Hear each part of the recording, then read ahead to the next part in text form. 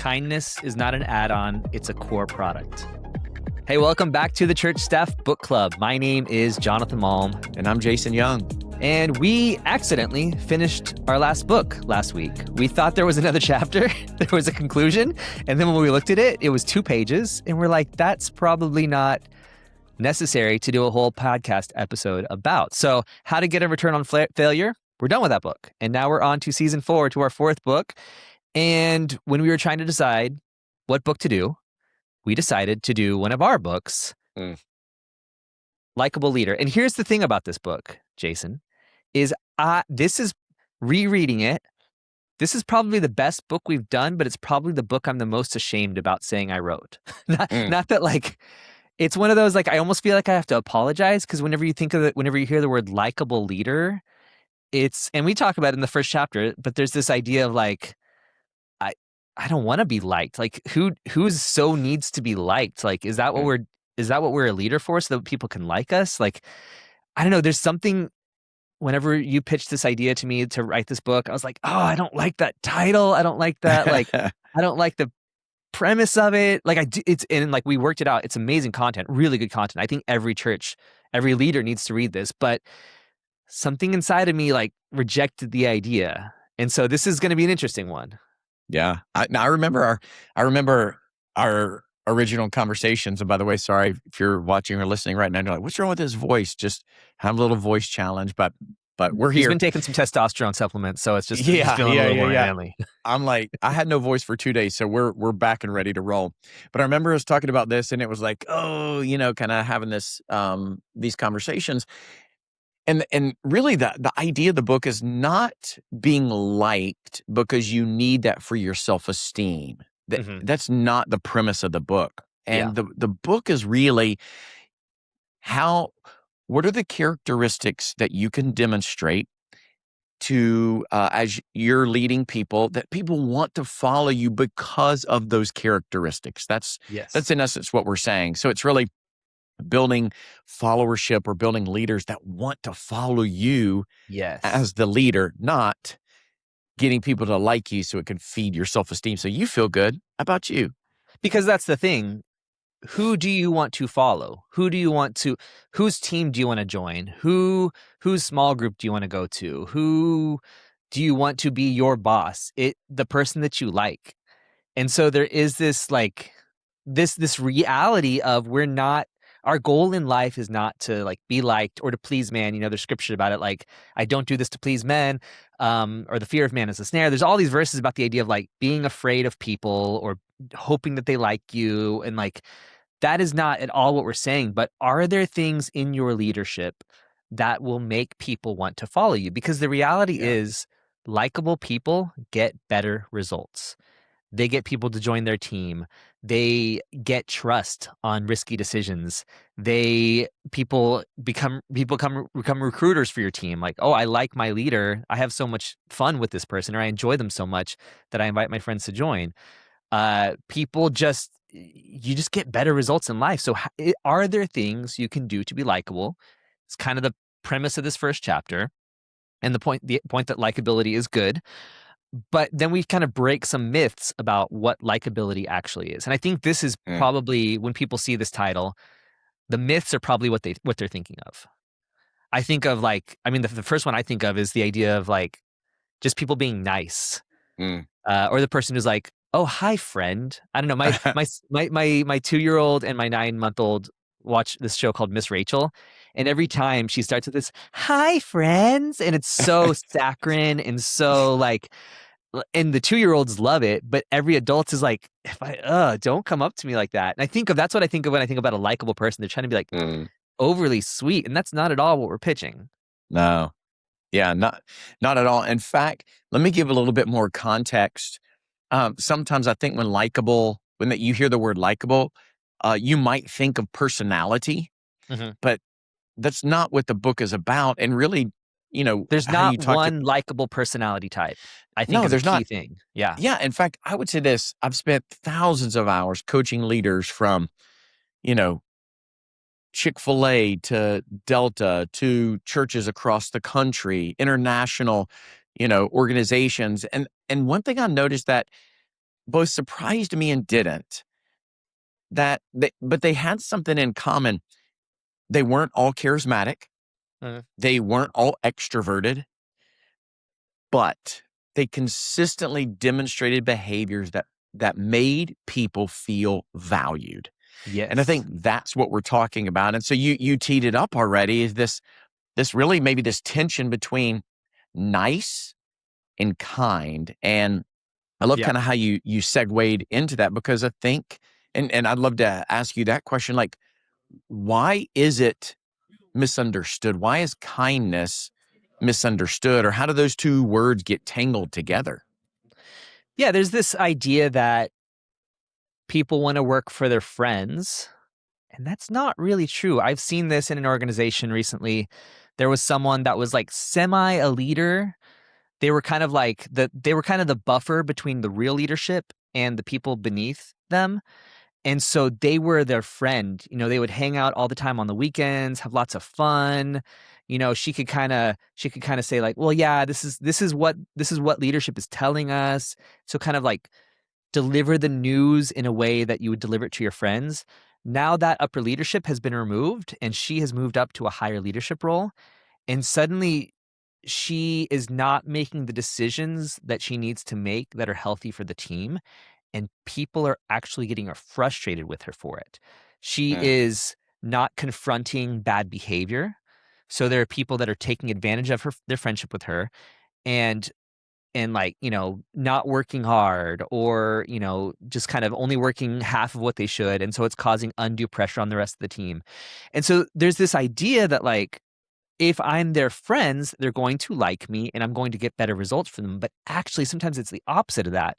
The real mm, leader that you like is the person that makes the tough decisions and is sometimes maybe harsh. Not harsh, that's the bad word, but sometimes is not um is making the tough decisions and maybe confronting things that you wouldn't do as a friend. Like, hey, I don't need to adjust this, right? Like, I just like we're friends. We hang out on the weekends, right? But like this person is making the difficult decisions that are right for the team, and it's ultimately going to create a healthier environment for the team, which will help everyone. It will make it more enjoyable on the team because this person's making the tough decisions. I think of that's the difference. And so when we think of, nice, a nice person is just always, sugarcoating everything, right? Like, mm, you do the Oreo method. You say a nice thing, and then you say the criticism, and then you say the nice thing, right? And it is sometimes beating around the bush. It's sometimes not addressing the elephant in the room, mm, just because you want to be nice. Whereas, yeah, I mean, I when we wrote this book, honestly, whenever I wrote this book, the first person I thought of was my brother, mm. he has this leadership capability that people will die for my brother. People will give up jobs for my brother. They will, whatever he says, they hang on his every word. And my brother is not nice. He's not a mean person, but like I Yeah. watched him. I was on staff with him at a church, and like I was the worship leader in the morning. He was the worship leader at night. We had a lot of the same band members, and I would watch him, and he's like, "That sounds horrible." And he would say like kind of gruff statements, or like, "You guys didn't practice. I'm just going to lead tonight by myself. You guys can sit down." And like say things that I'm like, that is so mean in my opinion, right? But everyone was like, "Okay, okay, Joel." They would listen to him, and they felt, because there was something in there that was intangible, they liked Joel, even though he was not, quote unquote, nice to them. And it really comes down to kindness. I think it comes down to love. They knew that my brother, Mm. Joel, genuinely loved and cared for them and was committed to creating a team that was going to be the best for everyone. And they liked him for it. Yeah, and maybe something that you said, that when some leaders hear the word kindness, the immediate adjacent thought is soft. Hmm. And therefore, I don't want to be soft. I have to be tough and a leader. And Yeah. and maybe unintentionally, so no fault to anyone, but maybe unintentionally we have uncoupled kindness from strength. Hmm. And what would it look like for those two to get back together? In fact, I would say this is where nice and kind tension shows up in a very palpable manner. If you have anyone that reports to you, or if you have any volunteers that you are responsible for, this is where you could feel some tension. And here it is. Some of the strongest leaders I know don't use kindness instead of accountability. They use kindness while holding people accountable. And this is a tension Mm. that a lot of leaders feel. They have a direct report. If you have volunteers that you're responsible for, how do you keep people accountable to what they are expected to do? Yeah. And sometimes that's where this nice and kind tension shows up. You want to be nice because you want to keep the relationship. You want to be nice because you're also kind of like friends. You want to be You don't nice want to because ruffle feathers. Yeah. you don't want to ruffle feathers. And so it's like, well, I got to make a choice. Am I going to choose nice or choose accountable? And we submit to you both. Yeah. And kindness is actually the vehicle that lets you do both, because I can be kind, again, caring, loving, honest, concise, clear, while holding people accountable. And I think maybe what people need to feel that report to you, or volunteers need to feel that you lead, is what it looks like to be held accountable while also being cared for and loved. And those can absolutely coexist. You don't have to choose between them. Here's the scriptural precedence for that is it's the kindness of God that leads us to repentance. That kindness, we have seen over and over that the kindness of God does not mean that the law does not apply to us anymore. There is Yeah. still a structure of this is how you are supposed to operate in community as a believer, as a child of God, but there is still grace and kindness. And in fact, that law is a kindness to us, because Yeah. that law, whenever we operate within it, it creates a better community. It creates a better environment. It creates a healthy system of living for us. So in the accountability, in the law itself, is kindness. And then, yes, there is grace. Yes, there is compassion. Yes, there's all that stuff. So it is this tension between, I love you so much that I will not let you live any way you want. So I love you so much as a member of my team that I'm going to hold you accountable to the standards we have for our team. And that's a tough thing. That's like a motivation, right? Like you can't fake that.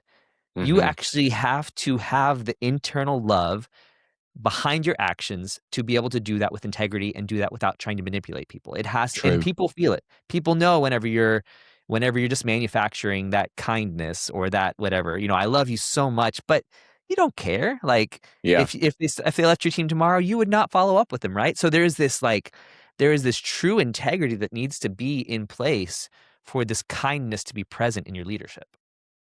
Yeah. And I think I could be wrong. I could be wrong.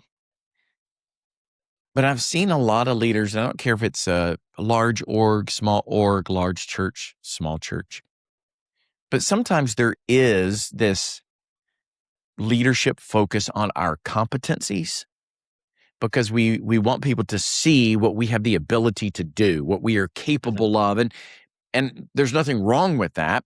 But I think in the context of leadership, people may admire that. But I think what we're putting out there for consideration is, that's fine. They may admire what you have the capability to do. However, people make an intentional choice to stay with you because how you consistently treat them, not because you're Yes. competent. Yeah.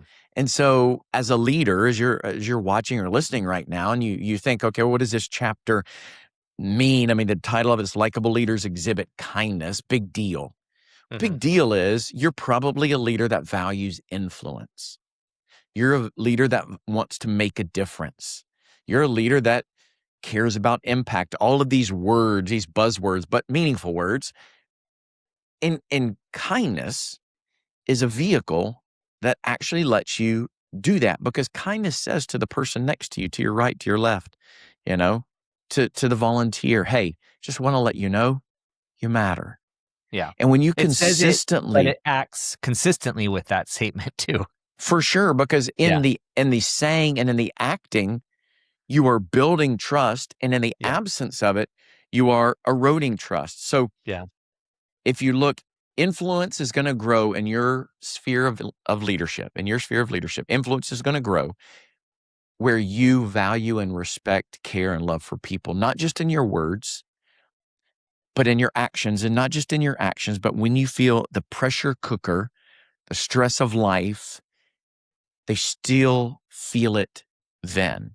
Doesn't Yeah. mean you're perfect, but think about it this way. Here's a visual. We all know what it's like to, make deposits. I might have referenced this in a previous episode and something, but I always think about this in the world of leadership.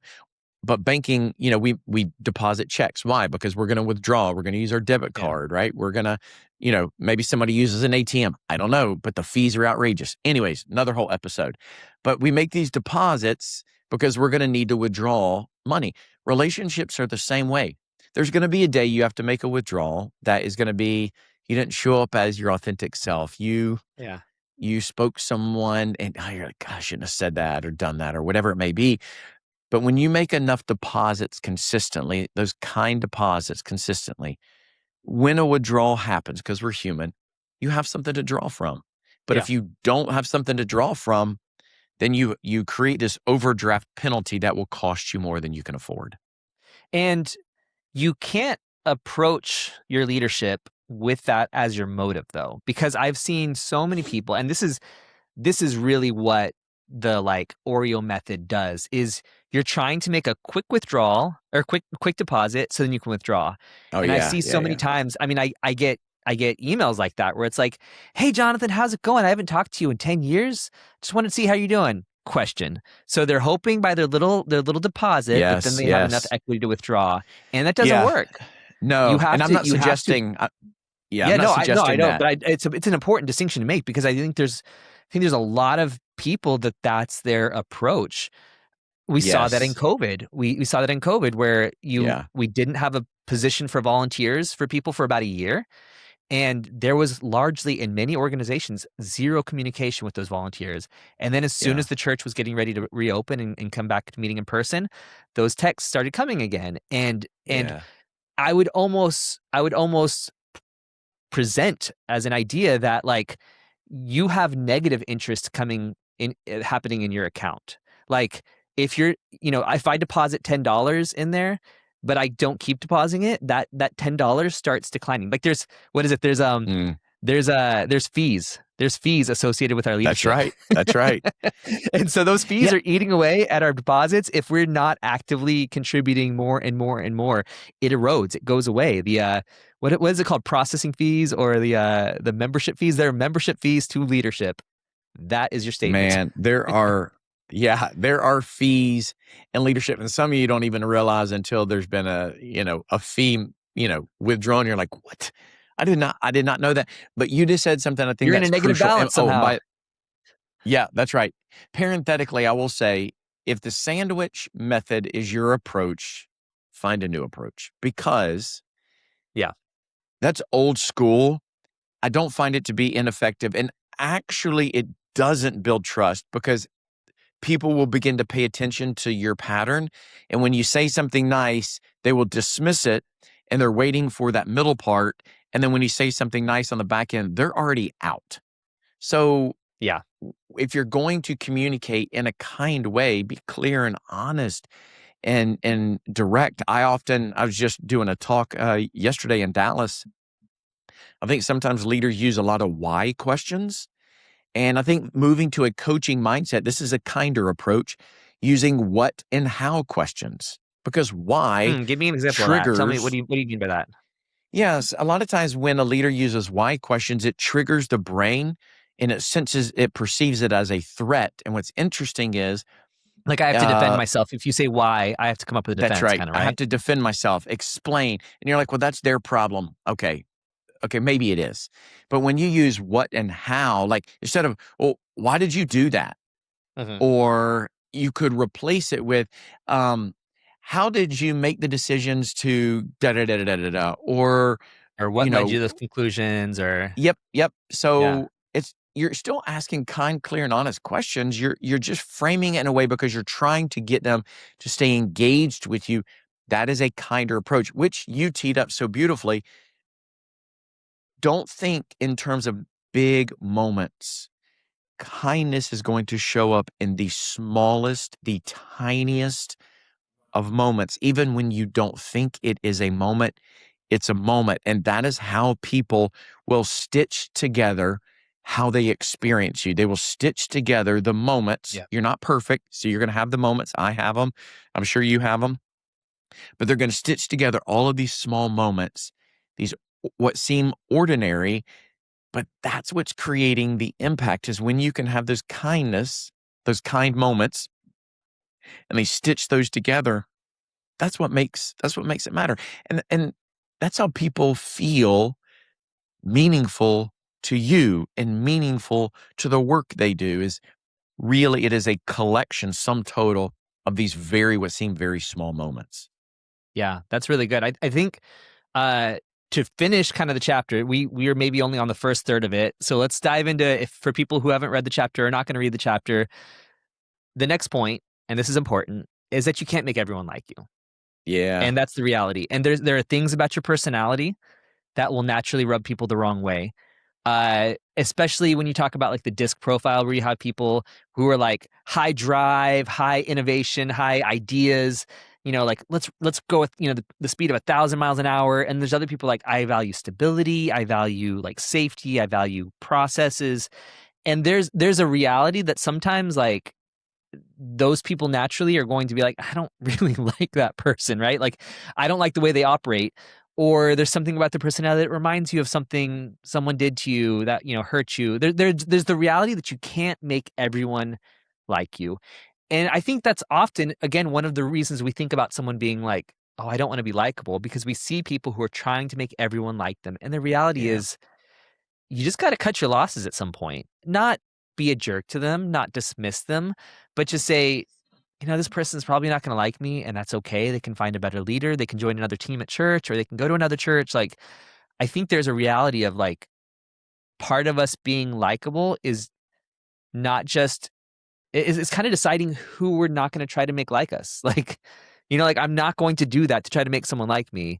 Whereas we see the people who are like, I want everyone to like me. And so they make compromises here and there. They act Yeah. two-faced even. There's all Yeah. these things that they do to try to be liked by everyone. And it actually reduces their likability for the people that would potentially normally like them. Yeah. I think that's a great word. It goes back to the premise of the book. The book isn't written so you can get people to like you or follow you to make yourself feel good, Yeah. right? You're not collecting, likes, if you will, like in social media. The more likes, the better you feel. That's not what we're advocating. What we're advocating is, what if you could become the leader that shows up in the context of this chapter in such a kind way? Again, you're not sacrificing accountability. You're not even sacrificing I know there's going to be leaders on here. They're like, well, how does, how does kindness and like results, you think about Yeah. performance, can those coexist? Yeah, they can. Yes. That's what we're saying in this chapter is you're not choosing between. And You're honestly, as a pastor, as a believer, if we were choosing between results and choosing between kindness, which there's a lot more scripture about being kind one to another, tenderhearted, versus get yeah. results. Jesus never called us to get results. He called us to be kind. But like you Yeah. said, it's not mutually exclusive. Yeah, they're not mutually exclusive. And so I think what you highlighted is super important. And some people are just not going to like your percent. There are, as likable as Jonathan is, there are people who you do or say things or, okay, this is going to sound the craziest thing. I don't even understand this, but I'm going to give an example. Just popped in my head. Again, Jonathan knows I'm a verbal processor. I was Uh-huh. doing this, leading this leadership thing a couple weeks ago. And this leader came up to me and a super nice guy, super engaged. And he was like, I don't know what to do about this. And I'm like, what? He goes, there are just some people I don't like. And he kind of laughs. He goes, I don't think it's them. I think it's me. And I'm Uh-huh. like, well, what kind of leaders? He goes, and he talked about certain types of glasses that people wear. Huh. And we we both just kind of laughed. He goes, I know it sounds so asinine to think about. And so he kind of unpacked it. He's like, what does that say about me? Of course, I got sarcastic and was like, oh, brother, lay on the couch. Let's go to Yeah. town and talk about this, man, in a therapy session. But the reality is, for that guy, your glasses drive him crazy. And Uh-huh. you're like, haven't you said anything? I'm like, I know. So to your point, it could be the way you dress. It could be how you Yeah. talk. It could be facial expressions. Again, the idea is not for you. And I think you said this. I want to clarify this. You're not trying to become a chameleon, Yes. w- which can often mean you're not authentic in all of those, but Yeah. you're trying to be to them what you think they want you to be and be to them what. And so, and if you're not careful, you will lose yourself and you will get confused on the leader that you are. And people, just saying this, people will sniff that out in due time, and it will actually discredit you and making massive withdrawals, not worth it. So be Side note, authentic. Yeah. as a pastor's kid, that's where I've seen so many pastors' kids go awry is when they see their parents doing that, being the Mm, chameleon, a different person at home, a different person to this person, a different person to this one. If you want your yeah. kids to totally go off the rails, guaranteed, it's probably by doing that. You heard it from a PK right there, man. Yes. So I think what we want to invite you to do is you don't have to give up some of the things that you think you have to give up. I gotta kind of morph into whatever these people. We're not saying that. I've got to give up accountability. We're not Yeah. saying that. I've got to give up results and performance. We're not saying that. What we're saying is, what if kindness was a key fuel that allowed you to do all of these things? And don't forget a major component that Jonathan already talked about. All of this doesn't ride on you anyways. Yeah. For years, I thought it did. I thought it was like on me, and it's like I had this reckoning moment where the Lord was like, you do know, like, this isn't all on you. Yeah. I've invited you to participate, to partner with me. I'm big enough to take care of the results. And what I'm asking you to do is, and I think this is one of those things, is to lead with kindness. Still do accountability, still do results. We could still talk about performance. Like, we could still do these things, but at the heart of it, don't sacrifice kindness in pursuit of those things, thinking that those things all rest on you. Yeah. That's exactly right. Before we finish, just to kind of get through the material, let's talk about some ways to know whether or not you're likable. Like Mm, we finished the chapter. I think it's 7 ways, 7 kind of questions you can ask. yep. Let's just make this super practical. So Okay. take inventory of yourself, listener. Uh, Yeah, first these are of all, good. the These are first question simple. you can These are ask. simple. Yeah, these are super simple. Is do your team members hide their faults around you? Mm, There's a certain amount that's normal, right? Like there's normal. Most people downplay their faults, highlight their assets, right? But like, are people regularly lying to you or omitting, or because what that triggers or what that indicates is that they're afraid of your response, that they are terrified. And some of that is like, if you're a new leader, if they're new working under you, they don't know what to expect from you. So there's going to be a certain amount of that. That's normal in a new environment. But if people who've been working with you and you should have trust with them at this point are hiding their faults from you, might be an indicator that you're unlikable. Do yeah. they tell you about their personal lives? Do people Yes, is tell you good. about their personal lives? I have seen so Vulnerability. many. What's that? Vulnerability. Yeah, or just does my leader even care? I think that's part of it. Yeah. I don't tell people my life if I don't think they're going to care, if they're not going to remember. If I tell them, yeah, I went on that vacation I told you about, and they're like, oh, you went on vacation? Like that's you didn't care Mm, about me to even notice that. Remember that simple fact.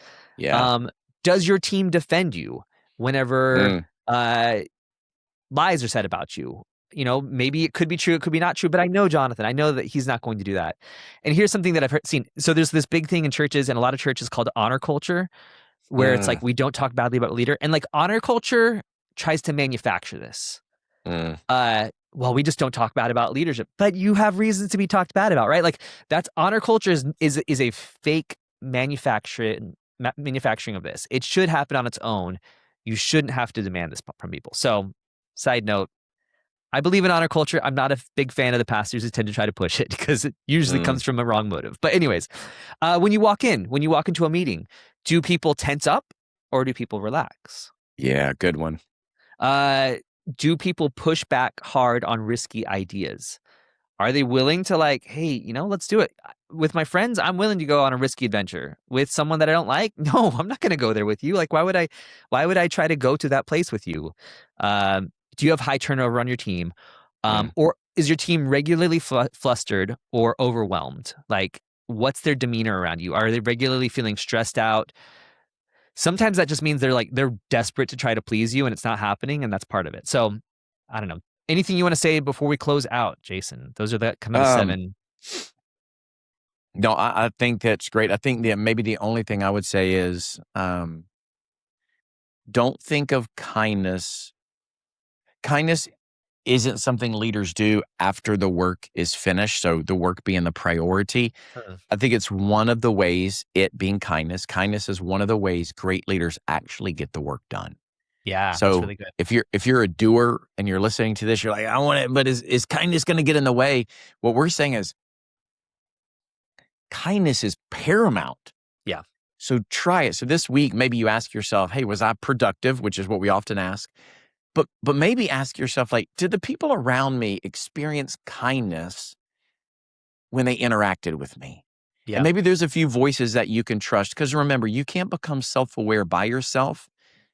And you can invite people to help you do that. And we think demonstrating kindness with the people you lead lets you keep your performance and results and accountability and all of that. But it actually will take you further faster. Kindness is not an add-on, it's a core product. Come on. Boom. That's it. So, hey, we hope you found this episode helpful. We'll go through the next few chapters, whether you read along, whether you grab the book, whether you don't. We hope this will be helpful for you. Our goal is that we learn better together. So tune in, subscribe to the podcast, follow us on social media, talk to us about it. We'd love to hear from you, but we'll see you next week.